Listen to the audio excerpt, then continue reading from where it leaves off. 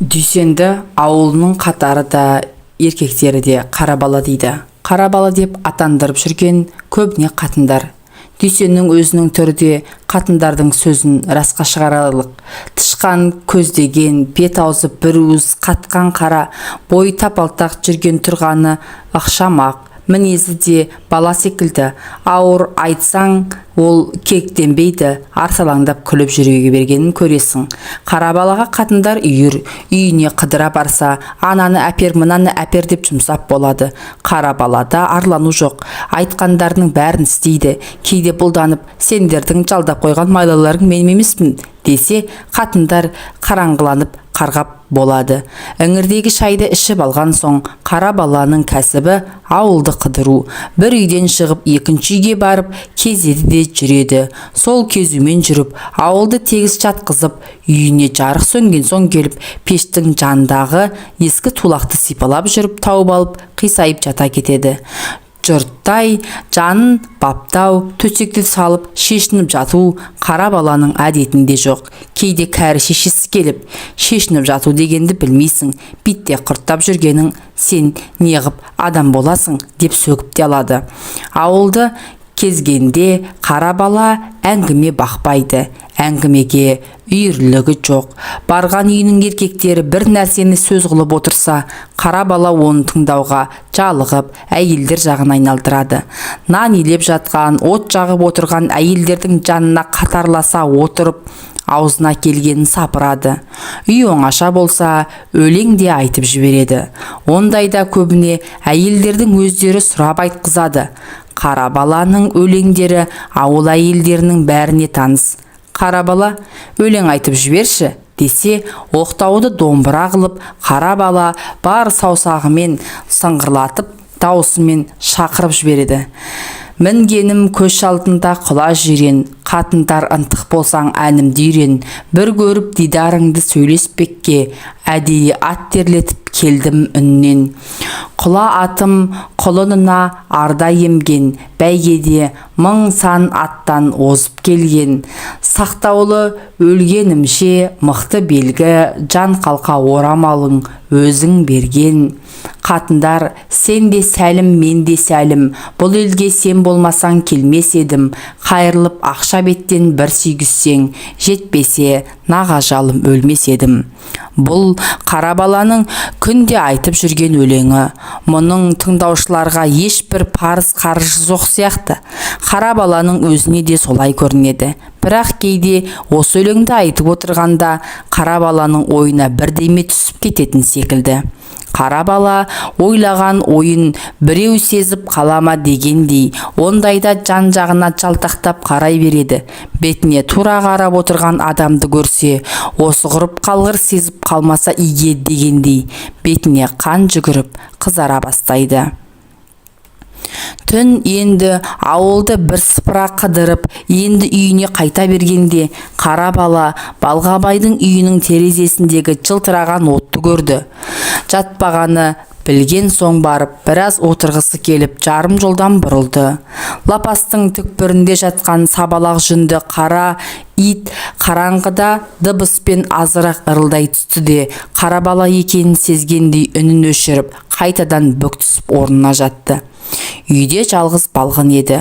Көрші үйіне қонаққа келіп, Балғабай сонда ет жейім деп қыдырып кетіп, балғын жалғыз отыр еді. Төсегін салып, киімін шешіп, енді жата берем дегенде, есіктің алды тықырлаған соң, Балғабай шығар дегендей, мойын созып қарай бергенде, арсалаңдаған қара бала кіріп келді. Өй, қараңғалғыр, сен екенсің ғой? Немене, менен басқа күткенің бар ма еді? Бар еді, дұрыс айтасың, деп балғын күлімсіреп, көрпесін жамылып жата кетті. Көрпеден өзі ғана көрінеді. Көрпеден көрінген көз күлімдеп қара баланы тесіп бара жатқан секілді. Балғын бұлайша ажарлы адам. Қызыл шырайлы, қыр мұрынды, көзі күлімдеп, жайшылықтың өзінде де адамды өзіне тартып тұратын секілденуші еді. Қара бала балғынға үйір болып араласқысы да келетін. Бірақ Балғабайдың мінез жаман, үйіне біреу келсе, әсіресе жастау бозбала келсе, қабағын қарс жауып түнеретте отырады.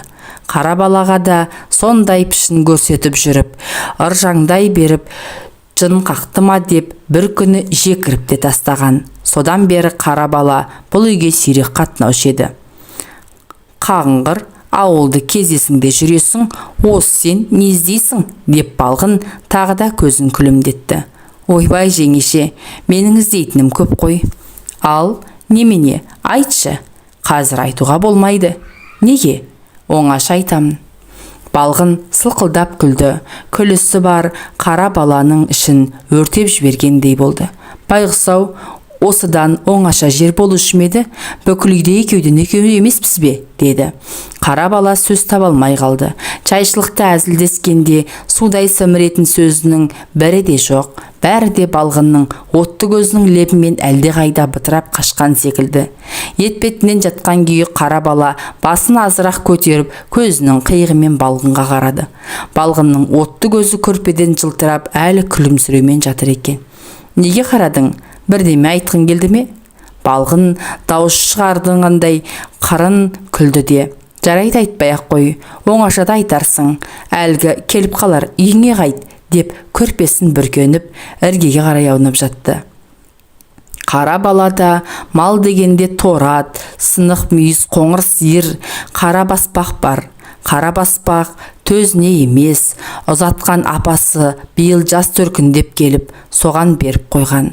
Қораға жапсыра, үйден азғана салам, құрт құрақ шөбі бар. 3 мал бірдей бос жүрген соң, шөпті белеурден көбін жерге төсек қылып таптап тастаған. Шашылған шөпті жиып, малдың туратын жерін күре деп шешесі неше рет айтты.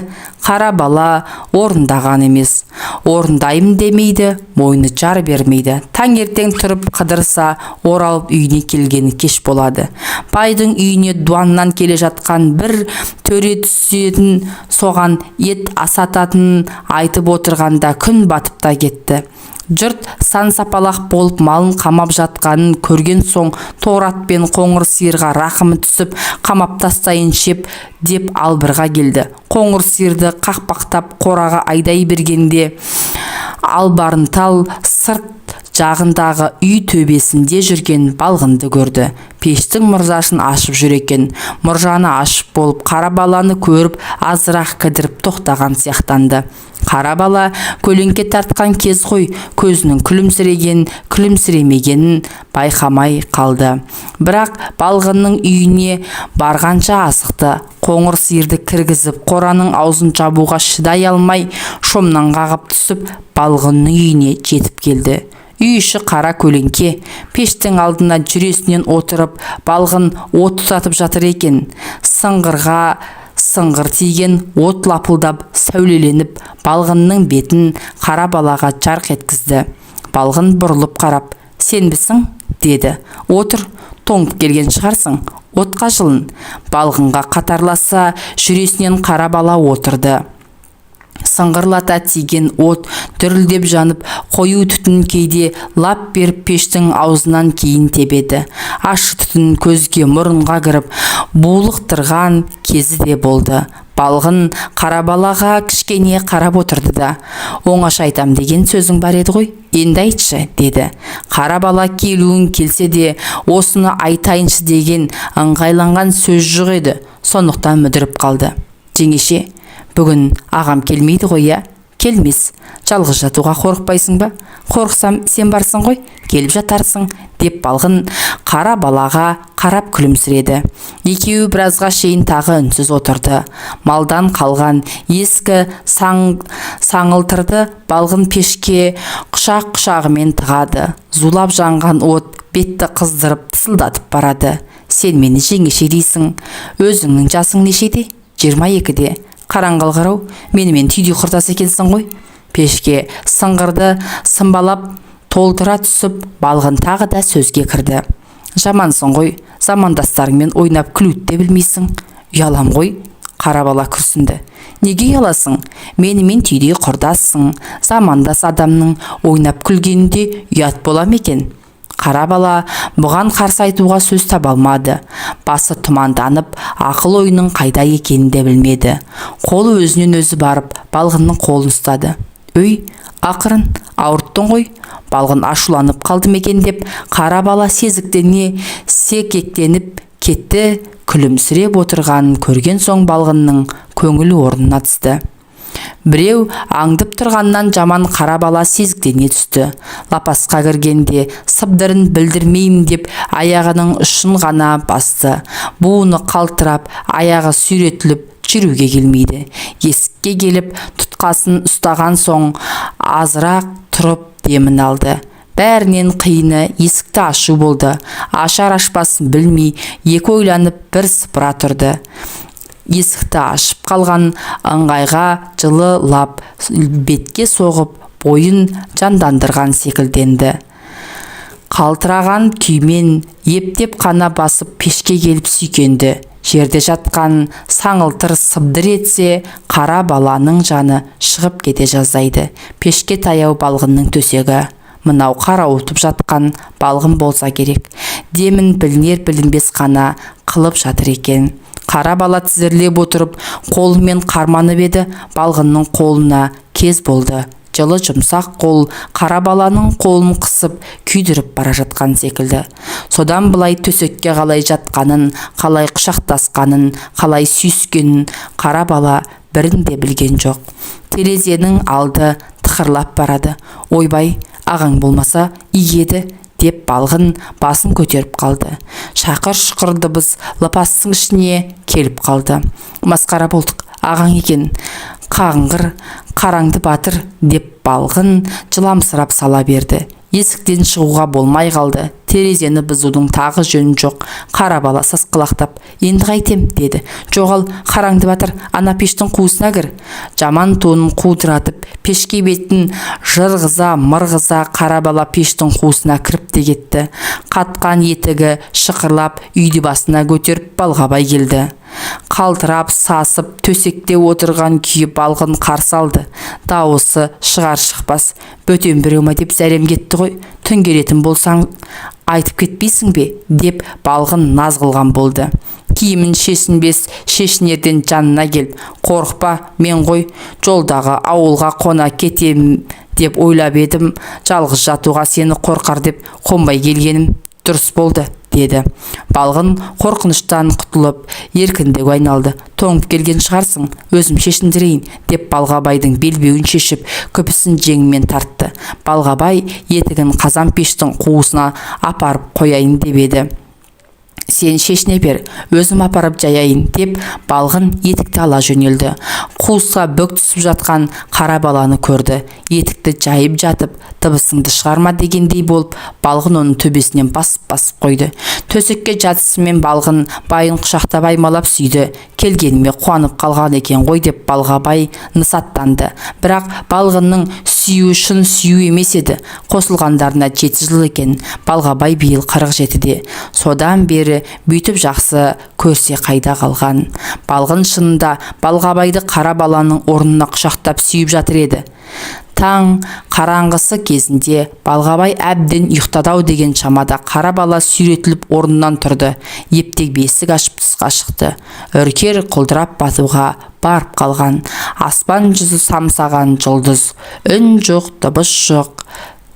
Тымырық аяз, тынық мұң түн. Қара бала құрысқан бойын жазып керілді, есінеді. Манағыдай қорқу жоқ, адымдап басып үйіне келді.